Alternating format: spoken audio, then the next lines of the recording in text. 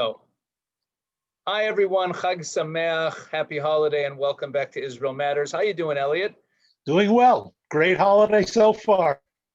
It's wonderful. It's beautiful weather. As always, I'm Rabbi Pesach Wolicki, and with me is Elliot Chodoff, and we'll be discussing the matters that matter to Israel most. This holiday, Sukkot, let's just say a few words about that before we get into some political and security matters. It's a strange holiday, even among the holidays. We could say they're all strange. Passover has its strangeness, and Shavuot, Pentecost has its strangeness. Every holiday is unique in its own way. But what I mean is that this holiday doesn't commemorate an event, as opposed to the other pilgrimage festivals. Not a discrete event. Right, Passover. I mean, there are three pilgrimage festivals in the Bible. There's Passover, which is on the day of the Exodus from Egypt. Right. There is Shavuot, or Pentecost, which is the day of the giving of the Torah, the revelation at Sinai, the Ten Commandments. And Sukkot commemorates the fact that during the 40 years in the desert, we lived in these huts, which itself is a strange thing to commemorate, because we don't commemorate, there's no holiday for the manna. There's no holiday for the water from the rock, but there's a holiday that commemorates the huts that we lived in. It's a strange thing. Yes.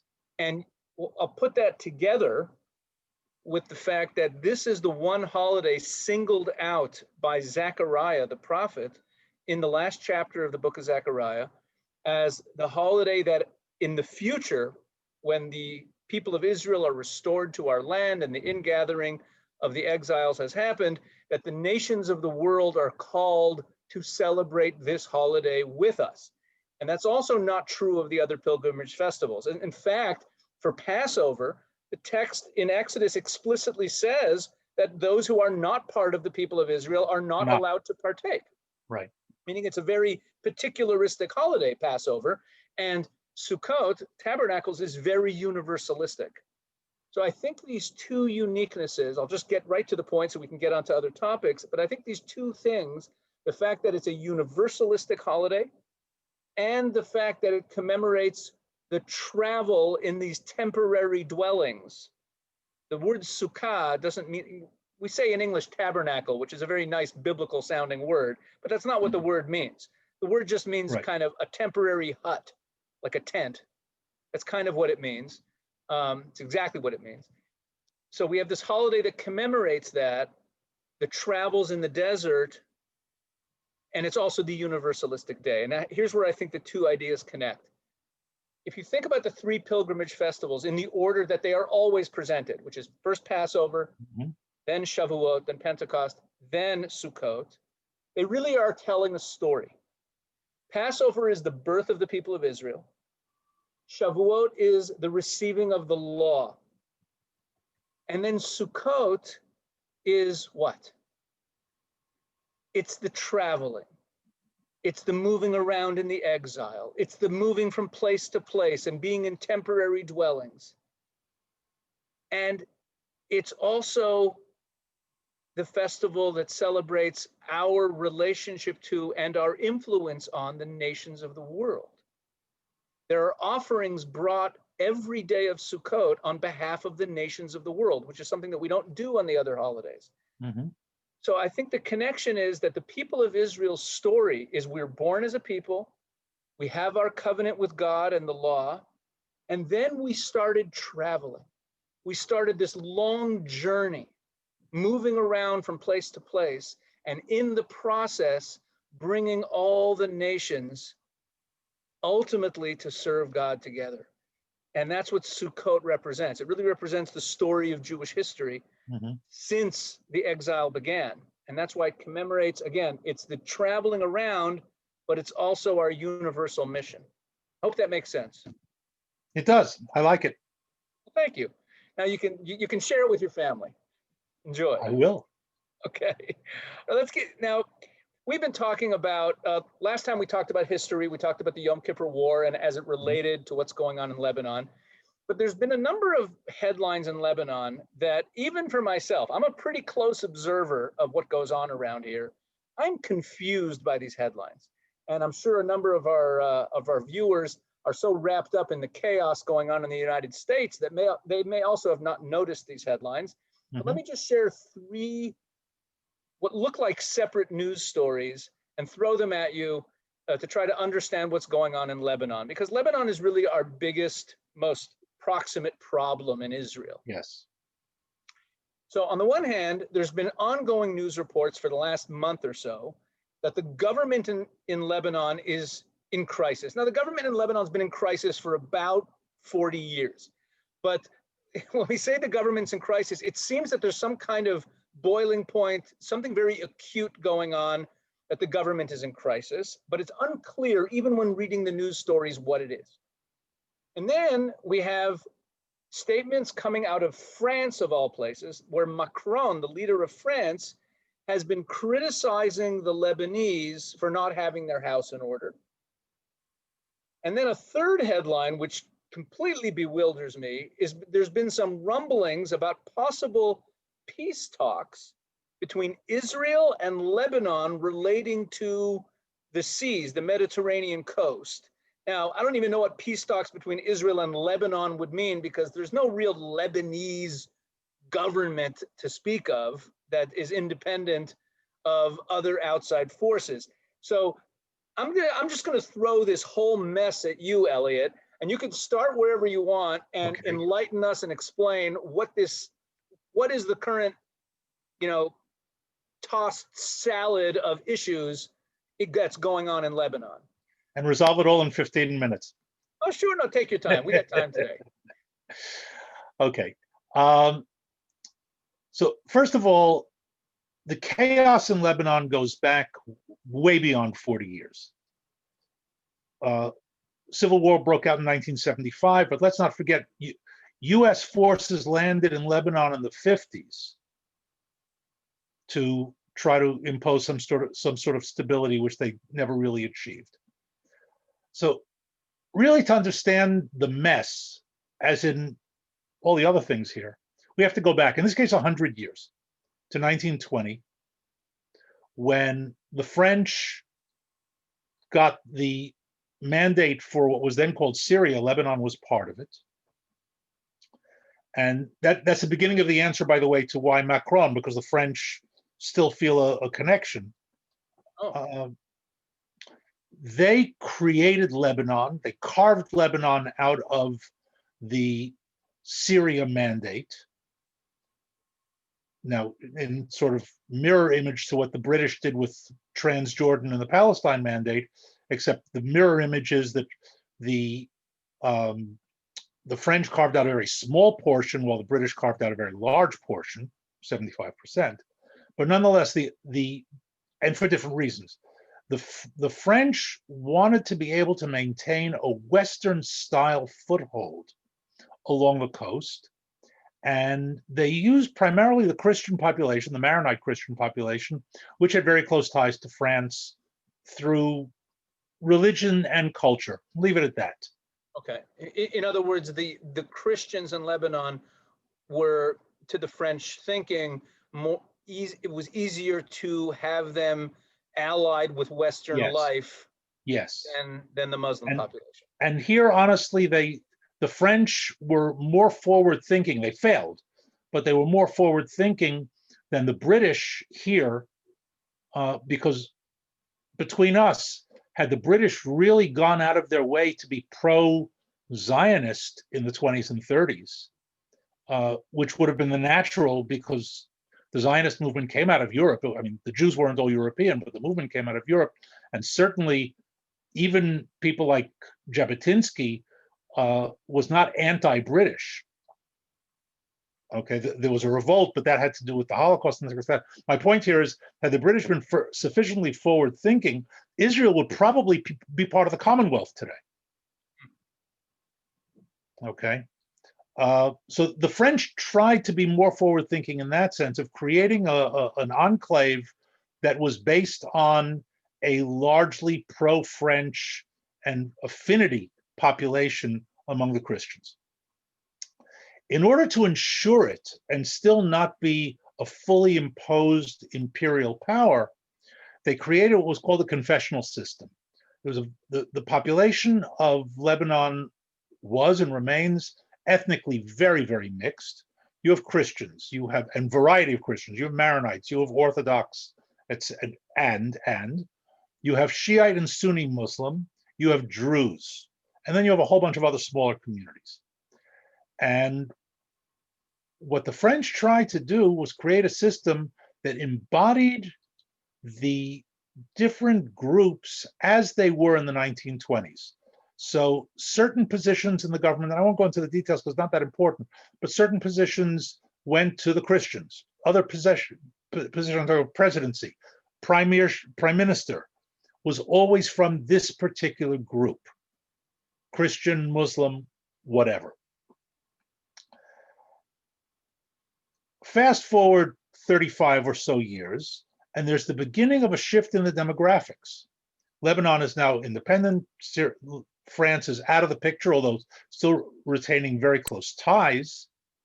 Now we're in the mid-50s. We're talking about the mid-50s, but it's already beginning to sort of overturn itself. Now, you can have that sort of a division by ethnic group if the demographics remain stable, static. Now, I will tell you that knowing a little bit about demographics, having studied sociology for a couple of years or so, a lot. Whenever you make a demographic projection and you use a straight line, you're going to be wrong. Now, you can't say whether it's going to be above the line, below the line, but linear demographics never works. In this case, it had, and for good reason, birth rates change, there's migration, emigration, immigration, and stuff that you can't predict 10, 15, 20 years down the road. The result is that it begins to shift already in the 50s, but they managed to keep a lid on it. In 1970, the Palestinian terrorist organizations get thrown out of Jordan and they move to Lebanon. And that's just a headline, maybe more of that in detail for another talk. And that further destabilizes an already destabilized situation. Just to give you an idea, the Shiites in 1920 made up 19% of the population. By 1975, they were making up 30% of the population. There had been a shift, a migration out of Christians. The Shiites had a very high birth rate. So they were even larger than the Sunni population. They were actually the largest of the ethnic groups. They were also the most oppressed because the division between Christian and Muslim, the Muslim sort of package under the French didn't define Sunni and Shiite. And in 1920, Muslim meant Sunni. So by the mid-1970s, the Shiites are completely disenfranchised, even though they're the largest ethnic group in the country. You can see where this is going. Sure. And boom, in 1975, it blows up in a civil war. That by the time Israel went into Lebanon in 1982, which made matters worse from a Lebanese point of view. All right, but by that point, the Palestinian terrorist organizations had set up a state within a state in South Lebanon. In other words, completely carved out. There were Palestinian refugee camps as far north as Beirut, which were sort of independent. Everybody had weapons. Everybody had weapons, right? It was a powder keg. Yeah. And boom, in 1975, it blows up. By 1982, when we went in, nearly 100,000 Lebanese had been killed in the Civil War. Okay, so you're talking about a massive, massive mess, which, as I said, we went in, and I don't want to go into the 82 war here. We had our reasons. With one mission, another mission, doesn't matter. This continues into the 1980s. Hezbollah comes into existence in the early 80s, adds another aspect. Amal, the other prior Shiite organization, was already in existence. In 1989, they come to an agreement called the Taif Accords, which end the civil war officially, and call for the disarming of all the militias.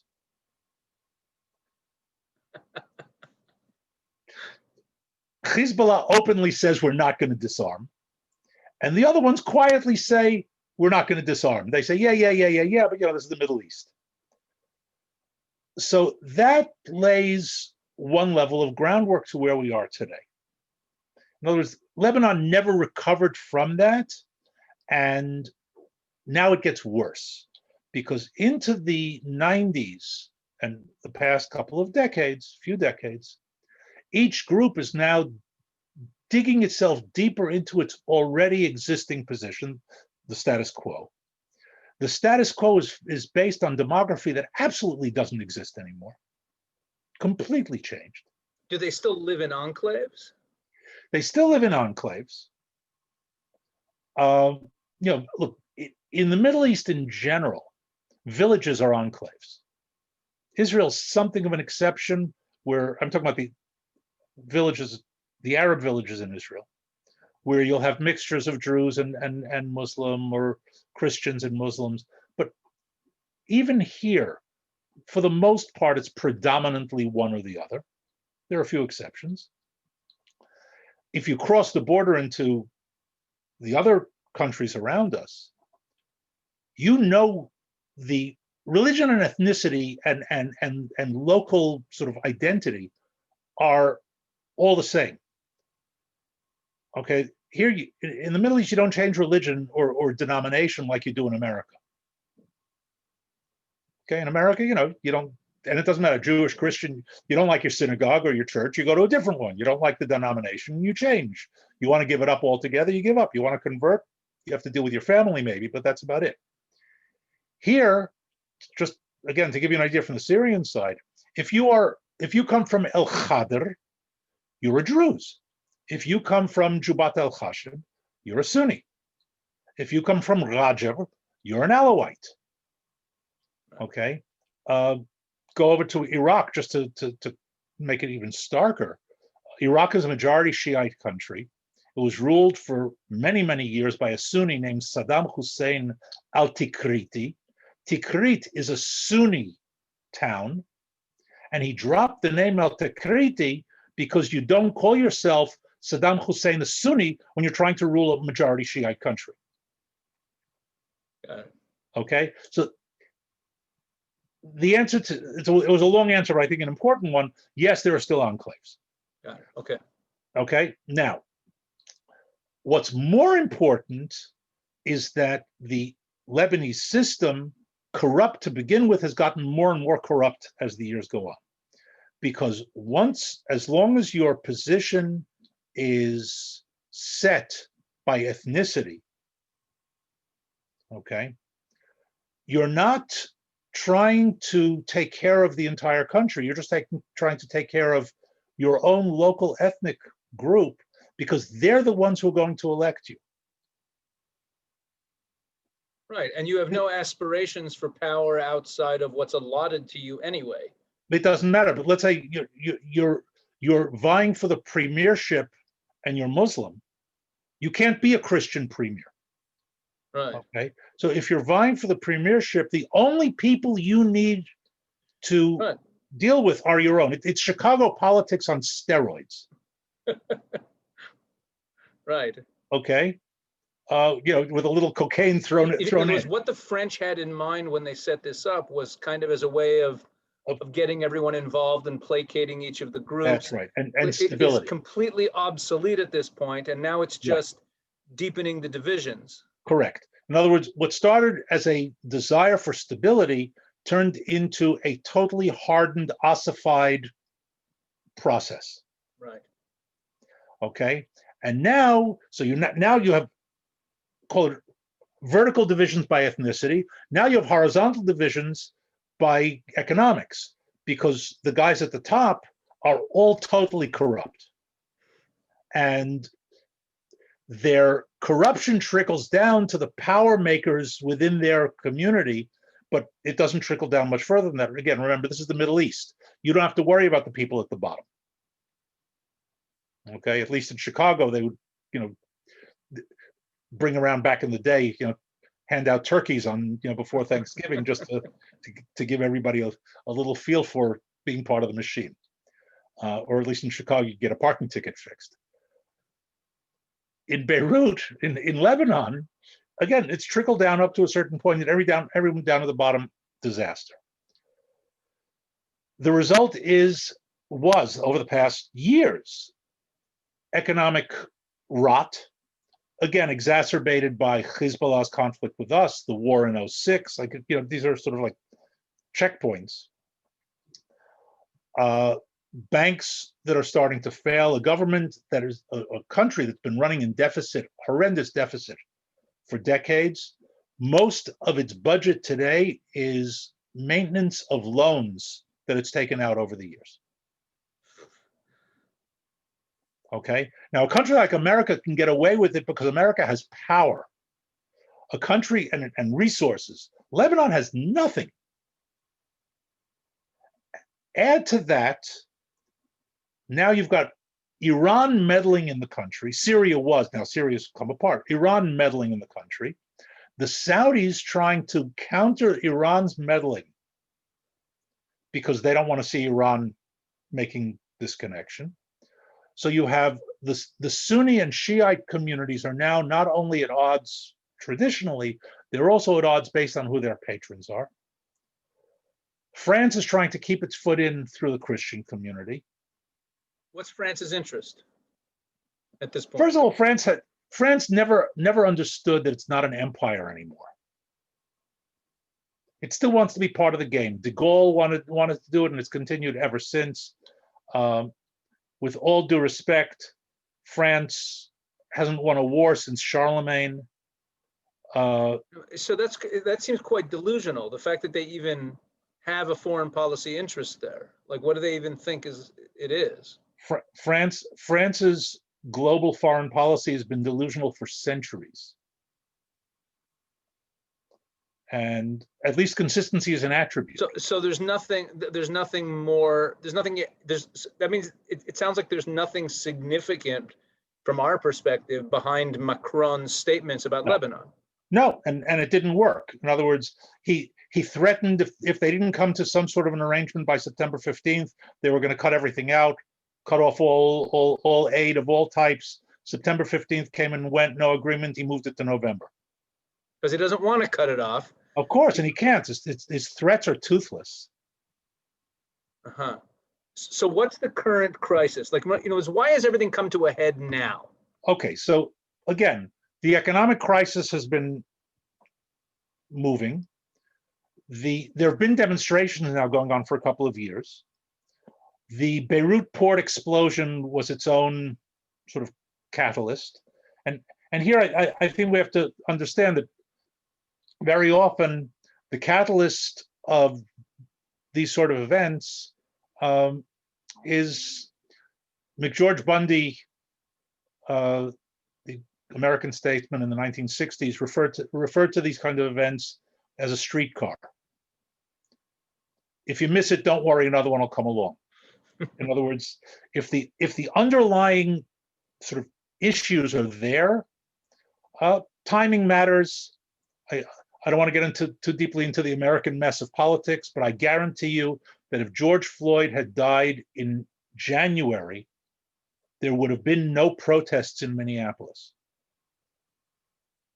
Because you don't protest in Minneapolis in January. It's 10 below zero. Okay, so timing matters. The Beirut port explosion happened when it did. If it had happened in the middle of a massive winter storm, it might have sort of blown past. Corona has had its effect. Economically in general, specifically in Lebanon, like in every other country, the Lebanese health system was under pressure. In other words, these are all sort of the bricks that build a structure. And last but not least, your question about why first of all, it's not peace negotiations. It's a very, very weird discussion that Lebanon is going into with Israel, only about a maritime border, not about peace. Now, how countries at war negotiate a border is not clear, and it's better than that. How countries of which one doesn't recognize the other's existence negotiate. And have a negotiation, yeah. Yeah, is very weird. But this is the Middle East. Weird is us. What are they negotiating about? They want access to resources in the Mediterranean, like gas fields. they dispute our lines in terms of where we consider our lines to be. We're willing to negotiate with them in part because negotiating with them has its own political value. It's going to take them a long time to exploit anything, but they need that. If we give them even access to this much of a gas field, that's a huge advantage to them. They have no resources whatsoever. So that's what that's about.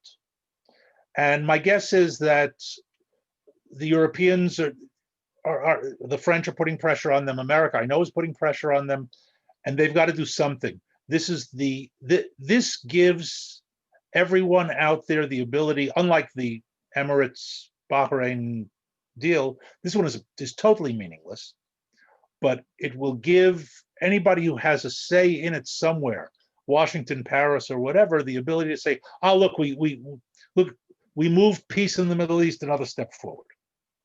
So is there an increased danger to Israel because of all of this volatility in the Lebanese government, or does it not matter to us? Look, anytime there's volatility, there's increased danger. The danger isn't necessarily specific focused. In other words, it's not necessarily something where I can say, okay, because of this, this will happen, and this will happen, and this will happen. But volatility puts people like Hassan Nasrallah, for example, in a position where he might need to overturn the table. Okay, I mean, one way to get out of the card game when you have a bad hand is flip the table over. And that in and of itself creates a certain volatility. He's under tremendous pressure. There was the explosion a couple of weeks ago in South Lebanon in one of his arms warehouses. Mm-hmm.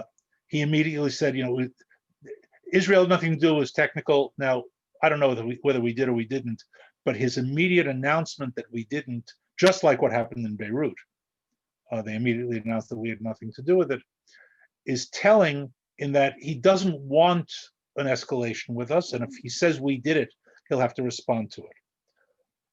By the same token, if they start putting pressure on him to disarm or to move his weapons out of populated areas, he may say, you know what, rather than go into a position of total weakness, I'd rather start a little war with Israel, because that'll at least give me the excuse now for the time being to show why we need to remain armed, because we're protecting Lebanon from the Zionist, aggressors and so on and so forth. So again, any sort of pressure can always lead to that sort of a safety valve popping. Yeah, but a decision like that would be made in Tehran. Not necessarily. It would be approved in Tehran, but not necessarily made there. Uh-huh. And you know what? If it's made in Beirut, Tehran doesn't even necessarily have to approve it as long as it doesn't veto it. Okay, so the Iranians are busy in other places. Iraq is falling apart as well now. The Americans are talking about pulling out their embassy. So there's a lot going on. So if you're Israel, yes, Elliot, and is your attitude towards what's going on in Lebanon that you would like to see the government reach some stability there? Like, do we want to prop them up? We want things to settle down? Or is it kind of like, hey, if they get more chaotic and weaker, as much as it's obviously there's a humanitarian issue that we're concerned with, but like Syria, it's undisputable that Israel gained from the fact that Syria disintegrated. Okay, so like what do I want as an Israeli? Good. So in Lebanon, you want stability. By the way, I'm not sure that we gained from Syria disintegrating. Okay. We gained on one side of the ledger sheet, but now we have Iran in there. I'm not sure I'd rather deal with Iran than Syria, especially since Syria was a relatively weak country by 15 years ago, 20 years ago. But Lebanon is a whole different story. We don't have, let me phrase it differently. Lebanon itself, the country, is not a real threat to Israel. It doesn't have the power to be a threat. An unstable Lebanon turns it into Afghanistan, Somalia, right. and then nobody's in control, and then we're playing whack-a-mole. So their stability, a strong Lebanon, and here I'll make a distinction. Strong in the domestic sense is a very, very good thing for Israel. Lebanon will never be strong in the international sort of military sense. So there's absolutely no dilemma whatsoever. If you were to ask me Syria, I'd say, look, Syria of 1973 was a very powerful country. Had it been that powerful 10 years ago, its disintegration would certainly have served our purpose. Okay. All right. Well, this clears a lot of things up. Good. Like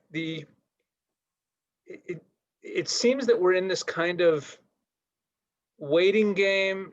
We're stronger than those around us. We know that, and Israel's position is still a very good position, but at the same time, there's a lot of turmoil going on in immediate proximity on our northern border that is just requires paying attention to. Also, keep in mind, power is never static or stable.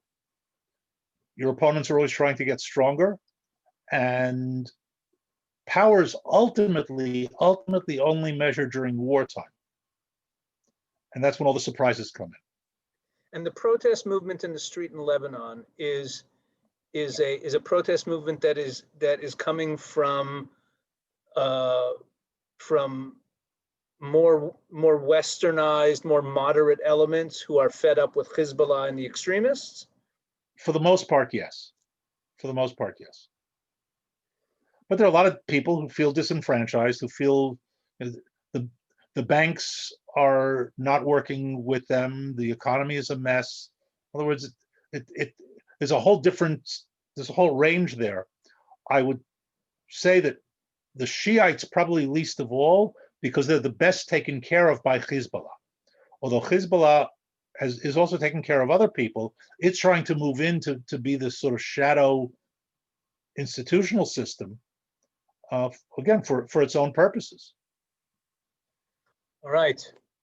Well, thank you again, Elliot.